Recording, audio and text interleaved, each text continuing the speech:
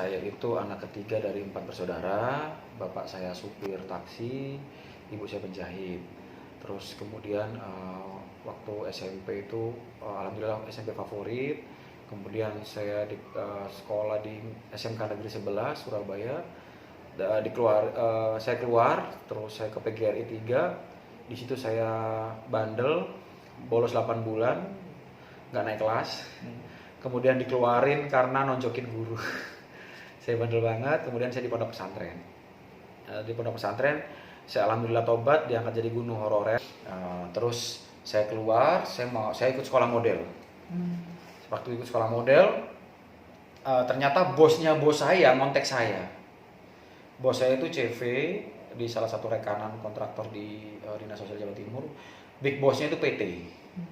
Nah, ketika orang dinas maunya saya, nyariin saya, big boss PT ini nyari saya. Kamu nggak usah ikut bosmu si A, itu orang baru kemarin sore. Mending ikut aku aja langsung, kata dia gitu. Tak bukain PT. Karena saya loyalitas sama bos saya, sejahat apapun orang sama saya melihat kebaikan. Kalau orang lain 1000 kebaikan akan tertutup oleh 1 kejahatan. Kalau saya enggak. Saya melihat kebalikannya. Jadi walaupun orang jahat 1000 kejahatan kepada saya, dia ada pernah baik, saya tetap menganggap orang itu baik. Jadi saya bilang sama Big Boss PT itu, mohon maaf Pak, sampai detik ini meskipun saya bukan dari Bapak langsung, dari anak buah Bapak, tapi kalau untuk nyaingin bos saya sama-sama perusahaan di satu tempat atau satu bidang, saya nggak mau. Ngapain setia-setia, dia kan udah mecat lo gini. Saya tetap nggak mau. Jadi enggak, saya nggak mau nyakitin orang. Sebisa mungkin saya nggak nyakitin orang gitu. Kemudian saya fokus sekolah model. Saya ikut Ungu cari model video klip Relaksa Bersamamu saat itu. Yang judul Saat Indah Bersamamu itu saya dikirim ke Jakarta, saya jadi figuran. Akhirnya saya bilang sama ibu saya, Bu, boleh nggak saya hidup di Jakarta? Waktu itu bayar ke manajemen. Dan waktu itu ya alhamdulillah masih bersih, sekarang di proyek terus hitam gitu. Akhirnya ibu saya jual anting sama kalungnya, kejual 12 juta buat daftar saya di Jakarta manajemen, dan hidup saya selama 3 bulan di Jakarta. Selama 3 bulan di Jakarta alhamdulillah cuman 2 kali job kalau nggak salah, itu pun figuran, dibayar 15.000, 20.000 sehari, dari pagi ketemu pagi. Di tahun pertama saya susah banget di Jakarta, sampai utang-utang ke Pak Haji punya kontrakan, terima kasih banyak, walaupun akhirnya diusir. Terus saya ngutang di warung-warung itu, alhamdulillah sampai sekarang 1 rupiah pun udah saya bayar semua dulu, jadi saya nggak pernah ninggalin hutang. Terus kemudian saya di film, tahun kedua saya mulai enak. Saya udah sering dapat peran besar, terus saya ada penghasilan sendiri, walaupun kadang-kadang habis cuma dimakan dan bayar kontrakan. Dari tahun kedua mau ke tahun ketiga, saya mikir saya harus kerja ini, masa depanku apa, karena saya minder dikatain cewek. Aduh, masa depan figuran mah nggak ada di Jakarta, nggak jelas, punya kontrakan. Semua cewek-cewek jauhin saya jadi drop. Akhirnya saya berpikir, udahlah, nggak perlu aku ganteng keren, nggak perlu aku jadi artis, nggak perlu jadi gimana. Yang jelas aku nyari duit aja. Aku pengen ngerasain gimana susahnya mencari uang yang halal dan mengeluarkan keringat. Akhirnya saya jadi kru, apa aja serabutan, jadi PU, pembantu umum di salah satu produksi, perusahaan produksi PH gitu. Kemudian saya jadi unit, terus kemudian saya sambil nyari teman-teman, saya jadi agensi figuran. Saya drop, saya pulang ke Surabaya. Di Surabaya sambil saya patah hati karena pacar saya selingkuh dan lain-lain. Berkata calon tunangan lah misal. Akhirnya saya patah hati di Surabaya itu 9 bulan. Terus saya dikatain ibu saya, masa laki-laki cuklean gitu, atau gampang patah hati gitu. Saya berangkat lagi ke Jakarta. Bismillah, saya dikasih uang saku ibu saya 5 juta. Saya ngontrak di depan Cilandak Mall, bukan Cilandak Mall. Itu saya ngontrak di 1 juta, sisanya saya buat makan. Saya tiap hari ke lokasi syuting hanya nunggu callingan job agency. Mungkin unitnya Pak Andri mungkin masih ingat, makasih. Kemudian saya ketemu istri saya ini. Ketemu istri saya nikah. Akhirnya karena kerja di film nggak ada ketemu waktu, istri saya juga kebetulan model sama pemain sinetron tapi baru. Akhirnya saya putuskan sama istri keluar. Di dunia internet. Sempat jadi unit sih selama setahun, cuman akhirnya karena nggak ketemu sama istri, kayak nggak nikah gitu loh, beda lokasi, terus capek juga, akhirnya kita berdua memutuskan keluar dari film, kita bisnis di hobi. Uang sisa 3.700.000, saya mulai jual beli kucing Persia. Jual beli kucing Persia, saya dapat harga di Priok waktu itu beli sekitar 2.100.000, saya jual aku 3 juta untuk 900. Dari situ saya putar sampai jadi 100 juta lebih. Separuhnya berupa kucing, separuhnya berupa uang cash. Walaupun saya jual beli kucing, saya bisa menghidupi anak istri saya dan keluarga istri saya, karena kita memang sama istri saya juga orang-orang yang nggak punya. Kita ngontrak di PDK Jambrut, Bekasi, Tambun. Terus dari situ datang ke Surabaya, saya hidup di rumah orang tua saya yang jelek, ukuran 60 meter. Saya di kamar 3 meter kali 3 meter sama anak saya 2. Sama istri saya belajar tiap hari, belajar surat, terus belajar marketingan. Waktu itu zamannya toko bagus, OLX saya lihat. Akhirnya saya nyari peluang yang mana yang murah banget, saya beli, saya jual murah, tetap ada untung gitu. Akhirnya saya dapat kesempatan, saya jaga di lokasi tanah kafling. Ada tetangga bilang di situ, "Mas, tanah aku beliin po atau kerjasama deh, karena tanahku nggak ada jalannya." Lah gimana Pak kalau nggak ada jalannya, mau dikembangin? Ada tanah jalan depan, dia juga besar, di depan itu 1.800 meter, yang belakang 3.500. Cuma yang depan ini musuh bebuyutan saya, karena bapak saya sama bapaknya dia santet-santetan sampai meninggal gitu. Pokoknya musuh bebuyutan lah. Ya udah Pak, datang ke pemiliknya, kita coba, saya dalam hati saya coba damaikan. Datang, saya diusir tuh. Enggak, udah laku, udah dibeli pabrik Jepang. Bener-bener diusir saya. Udah, saya bilang, ya udah, mungkin nasibku menjadi marketing, tapi ya apa-apa, saya syukurin aja. Yang penting anak istri saya aman makanan, pampers nggak telat, susu nggak telat, makan nggak telat, alhamdulillah gitu. Kemudian siang-siang bolong, saya ada yang bisikin, nggak ngerti, samperin lagi yang kemarin, kamu kan diusir karena bersama yang pemilik tanah belakang, coba samperin sendiri. Ada yang mendorong saya lah untuk datang sendiri ke rumahnya. Saya udah nolak nih, hari kedua saya nolak, hari ketiga udahlah, kayak nggak tenang nih, harus datang nih, karena saya udah nyet-plan tuh, gambar-gambar di rumah, jadi berapa unit gitu. Saya datanglah ke rumahnya, "Assalamualaikum," gitu. Ibunya, "Waalaikumsalam." "Oh Mas yang kemarin ya, masuk." Loh, kaget saya, kok dibolehin, kok jadi baik gitu. "Jadi gini Mas, sebenarnya belum laku, cuma saya nggak suka Mas sama bapak itu, karena bapak itu musuh saya gitu."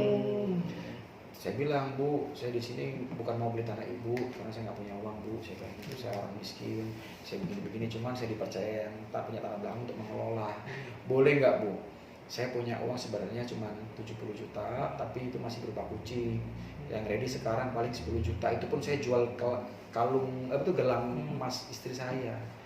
Untuk saya DP, saya kembangin dulu tanah kafling yang belakang, kalau udah laku habis, saya ngelunasin Ibu tuh. Berapa lama Mas? 4 bulan sampai 6 bulan Bu." "Oh ya udah, nggak apa-apa kalau niat baik Mas," seperti itu. "Bener Bu, ya nggak apa-apa ya." Udah, langsung saya DP 10 juta tuh besoknya. Terus kita ke notaris. Ketika tanah depan udah saya kuasain, saya DP dan boleh dikasih jalan kan, saya paving jalannya. Kemudian yang belakang saya bawa ke notaris, "Pak, yang depan udah kena." "Bener Mas." "Ya udah." Notaris 9 orang. "Pak, ini karena kan kerjasama, maaf ya, jangan berharap duit. Ahli waris itu dari berbagai kota. Jadi saya ngumpulin ahli waris untuk ngasih surat jual ke saya, dari beberapa kota sih nggak ada duit sama sekali." Saya bilang, "Pak, tapi perjanjian saya gini, kalau laku 1 unitnya, duitnya ke mereka semua sampai lunas, 550 juta.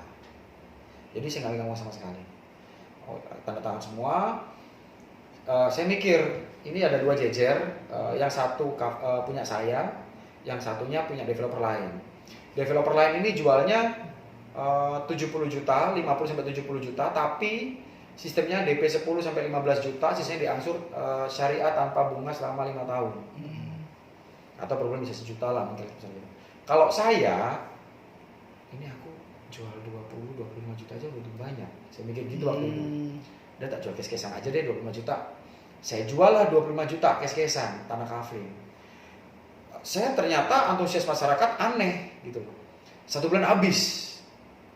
Itu akhirnya ke tanah depan saya kafling lagi, jadi sekitar 22 kafling untung sekitar 350 juta. Jadi dalam waktu 2 bulan saya sama istri saya kaget, modal 10 juta di lemari kecil buffet yang ada kaca zaman dulu kan, di bawah itu kan buffet yang lama itu Jati. Dibuka itu duit 350 cash, sama istri saya ngeder, nggak berani make, cuman liatin, ambil selembar aja nggak berani. Ini duit orang, bener nggak sih ini udah milik kita gitu, sama istri gitu. Terus ini udah aman nggak sih gitu. Udah tetap hati-hati ya, saya nyari tanah lagi. Ketemulah sama orang BPN. Dia punya tanah, tapi beliau nggak punya anak, mau suntik inseminasi. Pas saya survei, saya sama anak sama istri saya. Beliaunya suka, ngeliat anak saya kecil-kecil banyak kan. Saya lihat banyak, akhirnya saya bilang, Bu, saya di sini paling kita tawar-tawaran harga dulu, tapi pembayaran saya bertahap ya Bu, saya bilang gitu. Saya paling bisa DP 100, sisanya 4 bulan 6 bulan, saya pakai cara saya yang pertama. Tapi kalau laku, uangnya ke ibu nih, saya bilang gitu. Oh nggak apa-apa mas. Dari 2,7 saya nego sampai kena 1,7 M. Itu maghrib, saya teleponan udah deal. Saya bilang gini Mas Ian, Bu, saya boleh nggak ngetes sebelum kita jalan ini? Saya masih ragu. Kalau rezeki saya, jodoh saya ya alhamdulillah, tapi saya pengen boleh nggak mengajukan satu syarat lagi aja Bu. Kalau malam ini saya ikat 1 juta, saya iklanin di medsos, ada respon 2 orang telepon, lebih dari 2 orang telepon selama 2 hari, kita tetap jadi. Tapi kalau selama 2 hari nggak ada yang telepon, saya nggak jadi ya Bu, 1 juta buat ibu aja. Terus kalau 2 hari kemudian udah jadi, baru kita ke notaris. Notarisnya notaris saya ya mas, oh bebas. Kan aku uangnya ke ibu dulu, dia bilang gitu, bukan ke saya. Jadi nggak mungkin saya kabur. Nanti saya yang untuk maafin, bikin jembatan, pakai uang saya bilang gitu. Oh iya mas. Kemudian saya iklanin lah ke toko bagus atau OLX tadi. Saya iklanin dalam semalam yang telepon 8 orang lebih. Karena banyak yang ternyata nyari tanah di situ, nggak ada tahu pemiliknya siapa di tanah. Akhirnya saya telepon, Mbak, Bu, udah jadi nih kayaknya nih. 2 minggu lagi ya ke notaris saya bayar 100 juta untuk surat kuasa jual. Tapi boleh nggak? Ini saya tunjukin ke dia bahwa banyak respon. Saya iklanin sekarang boleh nggak? Terus saya bikin jembatan boleh nggak? Sama saya hancurin rumah lamanya, rumah jelek banget, boleh nggak? Silakan mas. Bayangkan, kita ngasih uang orang 1 juta, kita dibolehin bongkar rumah, suruh dibolehin gitu. Ya mungkin alhamdulillah Mbak Novi, terima kasih banyak. Itu namanya Mbak Novi, karena gara-gara beliau saya untung 1 M lebih. Dari situ. Akhirnya saya bikin jembatan, saya urubin rumahnya, 2 bulan habis. Tapi dalam seminggu pertama itu laku 12 unit. Yang janjinya saya ngasih 100, saya jadi di notaris ngasih 1,2 M. Karena kan laku lagi ke dia. Saya ngiklanin, Bu nanti proses sama pemilik langsung ya gitu. Terus akhirnya laku 12, total duitnya 1,2 M berapa gitu. Tak kasih dia semua. Itu saya nggak bilang uang sama sekali. Jadi cuma modal 1 juta tuh. Ternyata saya sisa sekitar 15 kafling. 15 kafling, saya untung sekitar 1,3 M 50. Jadi sekafling itu? Total semua udah habis. Tapi ada kejadian, pasti kan dalam perjalanan nggak mulus ya. Uang saya itu dibawa kabur sama karyawan saya 650 juta. Saya cuma berpikir oh nggak apa-apa lah, asalnya orang nggak punya ya nggak punya gitu. Sama istri saya sebel karena istri saya tuduh, kok duit hilang kamu yang ngambil ya enggak? Karena zaman dulu kan orang ngasih uang cash pak, jarang transfer zaman dulu. 6 tahun yang lalu itu orang jarang transfer, pasti cash. Apalagi di desa nanti di Sidoarjo. Kemudian saya tunggu istri saya nggak terima, udahlah penjarain dia tuh udah bawa kabur, sekarang kita tanya nggak ngaku, terus ngaku tapi duitnya udah habis, kita biar cari tahu di mana. Saya bilang istri saya nggak apa-apa ikhlas saja, asalnya orang nggak punya, mungkin kita kurang amal, kurang sedekah. Saya ikhlasin, saya maafin dia, udah nggak apa, kalau untuk kerjaan sorry bro kita nggak cocok nih, lo udah ngaku bahwa lo yang ngabisin buat ternak murah ya udah nggak apa-apa. Yang jelas udah ikhlas, gue maafin lo sekarang. Udah saya jalanin terus di situ. Saya jalanin, saya jual tanah gitu terus sampai sebelum saya viral itu jadi sekitar 70 M aset. Dari situ saya viral itu nggak sengaja. Jadi 70 miliar sampai detik ini saya dinyinyirin banyak orang, dinyinyirin sama netizen plus 62. Mana mungkin rumah lebar 5 pala lo kalau di pala kau gitu. Saya ukurlah jadi video 5 meter. Oh iya ya. Banyak yang malu. banyak yang saya bungkam mulutnya, usaha saya buka, terus saya review dua gitu. Akhirnya saya tunjukin saya review satu, makin kaget netizen. Kok rumahnya bagus-bagus, murah-murah, ada kolam renang semua, materialnya unik-unik, viral. Saya ditantang tuh, bisa nggak di Jawa doang, di Jakarta dong. Oh siap, saya buktiin skill saya wirausaha. Saya bukan di Jakarta. Sampai detik ini singkat aja ya, cabang saya nggak ada. Saya cuma ketemu satu kontraktor yang satu visi misi satu orang, nambah 2 orang, sekarang jadi 650 kantor cabang di Indonesia. Dan langsung saya mikir, gila ya, rekeningku yang biasa cuma 10 sampai 50 miliar bisa ratusan miliar gitu. Dan ini mau ke angka yang lebih besar gitu loh. Alangkah mubazirnya saya kalau saya terlalu serakah. Sebagian saya sedekahin. Kalau orang sedekah 2,5%, kalau bisa saya 50%. Bagi saya berbuat baik gak ada patok dan ukuran standar, gak ada. Berbuat baik aja tulus. Jadi karena saya ditegur sama sini, Mas Aswin jangan gitu captionnya, coba ngomong gini. Pagi teman-temanku, ini loh rumah yang aku bangun dengan dana sekian. Menurut teman-teman gimana, murah apa mahal? Dari situ saya kena, iya bahasa saya salah. Jadi saya pintar karena masyarakat. Betul. Saya dapat kerjaan dari masyarakat. Saya besar karena masyarakat. Betapa licik dan jahatnya saya kalau saya tidak memberikan imbal balik kepada masyarakat. Jadi 50%, 90% penghasilan saya kasih ke masyarakat semua full. Dan saya nggak minta feedback. Kalau orang tulus, orang pacaran, ada maunya nih, itu bukan cinta, bukan saya. Tapi kalau orang tulus aja, lo mau bohongin gue, mau lo nipu gue, pas live lo pura-pura miskin, pura-pura drama, nggak masalah, itu urusan sama Tuhan. Urusan sama gue cuma gue kasih, gue bantu, selesai. Tulus, namanya orang tulus, ikhlas. Sacrifice lah, pengorbanan diri saya kepada masyarakat Indonesia. Sampai detik ini alhamdulillah konsisten. Saya kadang-kadang bilang ke netizen, saya lagi sakit nih, tapi saya insya Allah saya giveaway. Teman-teman saya masih detik ini, saya masih kerja, saya di proyek ini loh saya, nggak ada satupun pencitraan. Dan sampai detik ini nggak ada yang bisa dibuktikan saya hoax, saya pansos. Kalaupun pansos, saya bisa sewa semua artis sekarang di Indonesia untuk naikin nama saya, tapi saya nggak mau. Saya diundang Crazy Rich, saya nggak mau. Dan saya sampai dijadiin ketua gitu-gitu, saya nggak mau. Terus saya diajak ke politik, saya nggak mau. Mohon maaf, saya bukan orang politik, saya lulusan SMP. Yang saya dengar berpikir kalau nanti tua saya cuma pengen hidup di gunung sama istri saya, sama anak saya. Kalau anak saya udah besar nggak apa-apa, saya berdoa sama istri saya, melihara ayam, udah itu aja. Saya nyari nyamannya sama berbuat baik, beribadah. Nah, itu tujuan saya yang pertama. Terus di sini kok banyak konten-konten ya, mungkin teman-teman tahu, yang memamerkan murah lah, ini itulah, pokoknya saya nggak mau nyebut namanya, kalian tahu sendiri. Terus banyak yang terkenal lewat jalur hujatan, jalur pamer. Sebenarnya gini teman-teman, halo ya, mungkin kalian nonton ini ya, jadi tak kasih tahu. Jalan depan itu ada 5 atau ada banyak. Yang kalian pilih ini ya ini, kalian terima konsekuensinya. Jangan ini buat dibikin trik marketing. Semua yang pakai trik gak akan percaya saya. Trik marketing supaya naikin nama aku, tapi akhirnya dibikin orang awalnya benci banget sampai dendam. Kan beda tipis sama cinta. Kita tuh pilih yang baik-baik, nanti jadi cinta. Jangan. Tetap aja kalian memonopol. Akibat digital kan sekarang semakin besar. Omongan, tingkah laku, apa yang kita keluarkan itu dinilai banyak orang. Dan apa yang kalian tangkap berbeda dengan penangkapan, karena setiap orang penangkapannya berbeda-beda. Jadi yang saya bisa tekankan untuk influencer, kemarin saya bilang di wartawan yang lain, influencer saya masyarakat, bukan influencer artis. Karena saya giveaway masyarakat, ya ini membantu saya. Nggak ada lo, gue nggak makan nih gitu masyarakat. Sampai saya disebut papa online, menafkahi tanpa menikahi. Saya giveaway mulai dari buat beli susu waktu kecil, beli mainan udah sering, terus buat sekolah, SD pernah, SMP pernah, SMA buat kuliah, giveaway laptop, giveaway motor, giveaway sepeda ontel, terus sampai giveaway tunangan, terus giveaway pernikahan, giveaway periksa kehamilan, giveaway lahiran, giveaway sakit. Jadi semua elemen-elemen kehidupan udah pernah saya bantu. Kalau teman-teman pengen lihat Instagram saya, lihat, nggak usah follow, nggak apa-apa. Kayak gitu.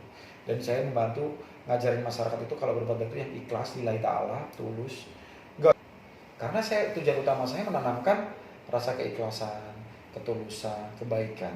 Ketika saya viral, akhirnya viral yang kedua kalinya karena giveaway ratusan juta tanpa syarat, Itu cuma saya undang, saya tanya netizen dikasih berapa nih, 10 juta, sampai ada yang kasih 100 juta, saya kasih 100 juta langsung gitu juga, dan live langsung. Dan di situ banyak orang nangis, orang sebel, orang gembira, orang semua emonya dapat, karena sekali giveaway bisa 20 sampai 30 orang. Yang pernah dapat gak boleh ikut lagi, karena apa? Saya ingin mengajarkan teman-teman jangan serakah, kasih kesempatan ke saudara-saudara kita yang lain biar merasakan dapat uang dari saya. Dari situ saya disebut papa online, suami online gitu. Padahal saya nggak berharap. Istri saya pun sebenarnya kalau ditanya jujur, pengen saya yang dulu apa yang sekarang, pengen saya yang dulu, karena waktu lebih banyak buat keluarga. Sekarang bisa ya? Nah kalau sekarang alhamdulillah masih ingin berbuat baik, istri saya ngizinin juga. Istri saya bilang nggak apa-apa, nanti kan ada masanya saya pensiun. Crazy Rich itu tuh dirimu kan? Nah kalau Crazy Rich itu kayak mau mencoba mendekati saya semua supaya saya masuk ke circle-nya mereka. Cuma saya tolak secara tegas karena saya maunya kalau saya mau gabung seluruh Crazy Rich itu sedekah 500 juta per bulan rutin, mau nggak? Terus apa dia? Nggak ada yang mau, kabur semua lah. Lebih baik nggak ngajak saya ke circle-nya daripada keluar uang 500 juta sama 1M. Pertanyaan cuma 2, pelit atau yang nggak punya duit. Kayak cuma berapa sih, berapa M sih duit lu? Belum nyampe T ini, bener kan? Ayo Sultan siapa, duitnya nyampe T nggak? Saya pengen lihat rekeningnya nyampe T nggak? Kalau aset kan apresial bisa dibikin-bikin, jual aja semua bener sampai T nggak? Gitu. Nggak ada Pak. Nah, rata-rata ada orang yang dari orang tuanya, ada yang baru kaya dikit, lagu, ada pamer, ini tukang jolin. Karena gini, sanjungan, popularitas itu merupakan kalau saya bilang seperti narkoba, bikin ketagihan. Orang akan berpikir, wah mumpung begini. Nah akhirnya dia lupa diri. Dia terbentuk dengan dirinya sendiri yang menjadi jahat supaya dia dikenal orang, dia supaya dapat duit, dapat endorse, dapat ini. Kalau saya tetap sampai sekarang jadi diriku yang saya suka makan di pinggir jalan, saya nggak suka hidup bergelimang harta, kemana-mana juga berpakaian biasa, nggak yang aneh-aneh. Ya inilah saya. Saya tidak mau dikendalikan oleh keadaan atau zaman, tapi saya maunya mengendalikan zaman atau keadaan. Contoh, masa corona semua perusahaan hancur atau collab. Saya justru malah kebalikan mereka. Padahal bidang saya bidang yang terancam hancur, properti. Gimana sih prosesnya? Sebulan yang lalu manajer beliau kontak saya, Rizky Bilar pengen ketemu saya sama Lesti. Ya udah saya atur waktu, akhirnya ketemu. Ya beliau pengen membangun rumah buat orang tuanya di Medan pertama, yang kedua rumahnya sendiri berdua. Dan selama ini saya tanya, saya pikir kan gimmick tuh, ternyata bener pacaran dan mesra banget, real, mau tipu-tipu. Memang berdua saling saya doain cepat menikah, Mas Rizky, Mbak Lesti. Nanti mereka bilang undang saya nanti kalau nikah. Dan mempersiapkan segalanya dulu. Orangnya sih simpel, nggak sombong, baik, keduanya baik, cerdas juga, dan satu visi satu misi sama saya juga. Pas ngobrol saya pancing, alhamdulillah orang baik juga mereka berdua, nggak ada setting juga, baik. Cuma mungkin sedikit saya kasih wejangan kemarin Mas Rizky sama Mbak Lestinya, hidup itu begini-begini, dan mereka menerima itu dan mereka bersyukur ketemu saya, katanya gitu. Gitu sih Mas. Apa bayangan? Saya nggak berani ke persentase, nanti aja tunggu sampai jadinya aja, lebih kejutan, karena ini kan saya harus izin ke Mas Rizky dulu. Kalau ngebuka harus kita pengen tahu dulu boleh apa enggak. Iya, menggunakan jasa saya, membangun rumah, terus ruko dan rumah lagi ke saya, terus ya silaturahmi lah, jadi saudara, jadi partner gitu. Barusan tadi beliau WhatsApp saya juga gitu. Kalau tanahnya sih kurang lebih 500 meter Di Jakarta? Di Jakarta sama di Medan, ada dua. Beliaunya memang sukanya yang minimalis modern, dia sama selera anak muda lah. Taste-nya bagus, elegan yang dimau. Terus sudah saya tunjukin contoh-contoh yang dia mau seperti apa gitu. Ya kita selanjutnya kita tunggu aja sampai selesai. Nanti kalau mau update masa pembangunannya pasti saya sama Mas Rizky nanti bikin konten udah proses berapa persennya nanti pas di Jakarta sama di Medan gitu.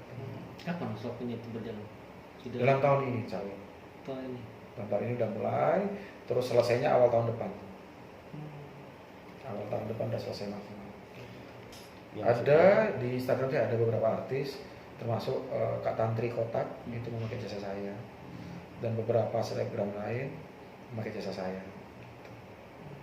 Kalau terbanyak sih sebenarnya pejabat sama orang-orang instansi lah di pemerintahan sama pengusaha yang memakai jasa saya. Saya tuh orangnya inovatif dan solutif, jadi selalu berinovasi. Saya nggak mau rumah itu kembar, nanti dikatain yatim piatu rumahnya. Jadi saya nggak mau rumah itu sama, harus beda-beda dan harus mempunyai nilai, taste dan karakteristik yang menggambarkan ownernya. Seperti apa dia maunya, orangnya seperti karakternya, seleranya, taste-nya seperti apa gitu. Dan walaupun taste-nya misal contoh futuristik, minimalis, industrial, tapi kita bikin sesuatu something new atau sesuatu yang unik lain daripada yang pada umumnya. Karena pada dasarnya semua manusia di dunia ini suka yang beda sendiri, hasil karya atau yang nikmatin yang lebih nyaman dan lebih bagus gitu sih. Nggak suka ikut-ikut sih kalau untuk orang yang berselera tinggi ya. Pasti image seseorang ketika melihat rumah, oh rumahnya tipe gini berarti orangnya sukanya gini. Oh dia tipenya begini, oh dia mintanya begini. Ketahuan. Kalau saya udah bermain di properti, saya bisa baca karakter orang Indonesia yang dimana mereka lebih mengutamakan visual daripada fungsional. Mereka visual itu contohnya mereka ingin terlihat lebih gede, gagah, mewah, dilihat orang lain tuh wow, ingin dipuji dan lain-lain. Dari fungsionalnya mereka tidak mengukur kemampuan diri dari segi maintenance, listrik dan lain-lain. Terus dari kekuatan cicilan juga dipaksakan, mohon maaf yang tersindir, dipaksakan akhirnya mengikat dilelang bang, nangis-nangis akhirnya. Karena itu tadi orang Indonesia zaman dulu tuh lebih menjunjung tinggi kehormatan. Aku lebih terhormat apabila aku bermobil, aku lebih terhormat apabila aku branded gitu. Aku lebih terhormat apabila aku terlihat gini. Apabila terlihat, nah itu coret. Karena gini, sanjungan, popularitas itu merupakan kalau saya bilang seperti narkoba, bikin ketagihan. Orang akan berpikir, wah mumpung begini. Nah akhirnya dia lupa diri. Dia terbentuk dengan dirinya sendiri yang menjadi jahat supaya dia dikenal orang, dia supaya dapat duit, dapat endorse, dapat ini. Kalau saya tetap sampai sekarang jadi diriku yang saya suka makan di pinggir jalan, saya nggak suka hidup bergelimang harta, kemana-mana juga pakaian biasa, nggak yang aneh-aneh. Ya inilah saya. Saya tidak mau dikendalikan oleh keadaan atau zaman, tapi saya maunya mengendalikan zaman atau keadaan.